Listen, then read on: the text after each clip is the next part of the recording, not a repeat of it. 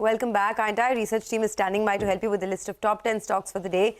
First up, there's a lot of action happening at IndiGo's end. So Sudarshan is here to tell us why you should keep that stock on your radar. Sudarshan, good morning. Good morning, Sonia. So, as per the term sheet that CNBC-TV18 has an access to, in this tranche, promoter Rakesh Gangwal is looking to sell up to 5.8% stake to raise almost rupees 6,600 crore. Earlier, it was announced that he'll be selling 3.3% equity, but later it was raised to 5.8%. And the floor price for the same is rupees 2,925 per share, which indicates 6% discount to Thursday's closing price. Post this stake sale, Rakesh Gangwal's holding will come below 20%, and as of December 2023, his holding was 25%. Talking about the stock performance, on Thursday, it was up more than 1%, and from 52-week high that it had hit in February, it's down nearly 6%. So I expect stock to start with the red, considering quantum of the stake sale. All right, thanks a lot for that. Well, let's hop across to Abhishek now. He's tracking JM Financial and IIFL Finance, which has been in the news last week as well. Abhishek, good morning. Good morning, Sonia. So to begin with JM Financial, SEBI has put restrictions on JM Financial with respect to the debt issue or debt part of their business. So they have barred JM Financial from taking any new, debt public issue mandate which they do in their regular course of business. They may continue to manage the existing debt for another 60 days. And SEBI will complete an investigation on JM Financial with respect to a time frame of 6 months. IIFL Finance, they are to consider fund issue on 13th March. They will be holding a board meeting over there. They may do it via equity issue or convertible bonds, debentures or any other instruments. And the options are also plenty with respect to rights issue, private placement, preferential issue or any other method. Just to alert our viewers, last week, Fairfax had agreed to invest up to 200 million into the entity. And earlier, RBI had put restrictions on its gold financing business. Back to you. Okay, all right. Thanks a lot for that, Abhishek. Well, let's hop across to Yash. He's tracking the life insurance companies closer. Hi, Yash. Morning. Good morning, Nigel. So, of course, it's a favorable base which the life insurance companies were working on, but the numbers for the month of February have been pretty strong. As far as HDFC Life is concerned, the premium for the company after 2 months of slow growth has grown in the month of February at 14%. The fourth quarter and up to the month of February, total AP is up 16%, retail AP in the month of February growing at 28%. ICICI Prudential Life Insurance, again, a very strong growth for the company. February premium up 33%.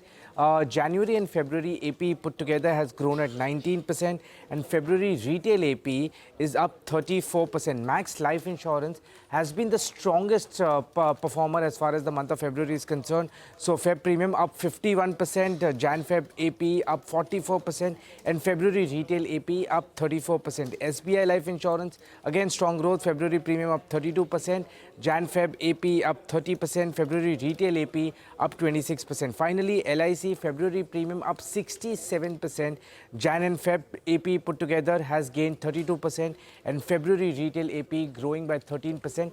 The stocks haven't moved in the last 3 months in this quarter so far, and these numbers will certainly support the stock price. All right, yes, thanks very much for that. Now, one of the big stars of last week was Tata Chemicals. The stock had rallied 40% if you take the change over the last 6 days or so. On your screen, 39 point something. So a big move, right? And Thursday was no different as well. The reason which was cited for this move was a report from Spark Capital, which suggested that the value of Tata Chemicals' holding in Tata Sons was responsible 6 days back for some 80% of Tata Chemicals' market cap, basically suggesting that the intrinsic underlying business was coming to you very cheap. I'd highlighted this on Friday on Editors Roundtable, where I looked at the latest numbers as of Friday after the 40% rally, and guess what? Tata Chemicals' FY25 price to earnings ratio had moved up to nearly 18 times from around 12 times where it was 5 or 6 days back. Why was the market focused on Tata Sons? Just to give you some context, well, that is because Tata Sons is classified as an upper layer NBFC.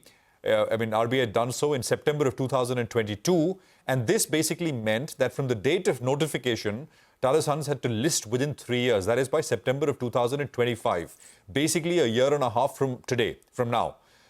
Now, the latest, right, the news, we learn from sources that Tata Sons listing in the foreseeable future is unlikely. Tata Sons is considering multiple options to comply with RBI's upper tier NBFC rules. And these options could include trying to reduce debt, and of course also hiving off Tata Capital, which could be considered. Tata Sons offered no comment when we reached out to them for a response to our story. For the Tata Chemicals stock, where this essentially was cited as a reason, this of course is clearly a negative from a price action perspective. Guys. All right. Well, that is on the Tata Group. But let's go back to Sudarshan. He's tracking a couple of other names, DB Realty and Z Entertainment. Sudarshan, over to you.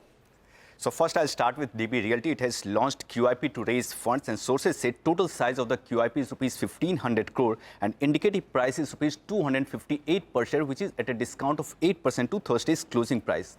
And equity dilution due to this QIP is likely at 10.4%, and companies plan to use QIP proceeds for business development and loan repayment. Z Entertainment, Rahul Jodi is resigned at President Business South Asia, and this resignation was effective March 8. Okay, all right. Thanks a lot for that, Sudarshan. And well, let's wind this down with Vivek, who's joining in to tell us some more stocks that are in the news. Morning, Vivek. Well, good morning. Few stocks in focus on the back of order wins, etc., that have come in post-market hours. So first on our list is Torrent Power. The company has received the letter of award. Now this is for supply of solar power, and the total capacity would be over 300 megawatts. This particular award has been received from the Maharashtra State Electricity Discom, and this is under the PM Kusum scheme. Estimated cost is 1,540 crore. The tariff is 3.1 per unit. Now, when you're talking about Dwarike Sugar, expect some momentum in the stock today. On the positive side, the company has approved the buyback of 1.6% of the total equity, buyback price at 105 rupees a share, and the total buyback will be done via the tender route, and it is up to 31.5 crores. The next stock on the radar, HG Infra, the company received two orders, it emerged as lowest bidder in two orders. The first one, L1 for construction of 4-lane elevated corridor. Now this is in NH33 in Jharkhand. Total time period for this particular order is 30 months, and the size of the order is 610 crore. The second order is for a TN, that is Tamil Nadu Andhra Pradesh order, highway construction project. The company has given a total bid cost of over 860 crore. So with that, the total order info for HG Infra in YTD FY24 stands at over 3,000 crore. All right, thanks a lot for that. Here's a quick recap of our top stocks with positive news flow. There's IIFL Finance, life insurer companies, DB Realty, Torrent Power, Dwarike Sugar and HG Infra. While stocks with negative news flow, Tata Group stocks, InterGlobe Aviation, JM Financial and Z Entertainment. But let's also get a quick lowdown on what's happening in the world of commodities, shall we? Manisha Gupta joins in for a roundup of all the action there. Manisha, hi, good morning. Morning, Sonia, and thank you for that. Well, it's an all-time high yet again, another day for gold, where we are now above $2,180 an ounce. It has been hitting record highs for the last 8 trading sessions now. The U.S. non-farm payroll data is higher than expected, but the rise in unemployment and deceleration in wage growth has been supportive for gold. Also, the dollar index is trading at an 8-week low, and that has been supportive for gold, silver, and many of these other metals as well, which has started Asia on a positive note. What is not doing so great is the crude oil price is extending loss from the previous week. There has been weak demand from China. The U.S. driving season is yet to start. And OPEC and allies, even as they have been talking about cutting output, the month of Feb actually has seen higher output as compared to December and Jan as well. And that is what's weighing onto the market. All right. Manisha, thanks very much for that. So that's commodities and oil specifically in focus. But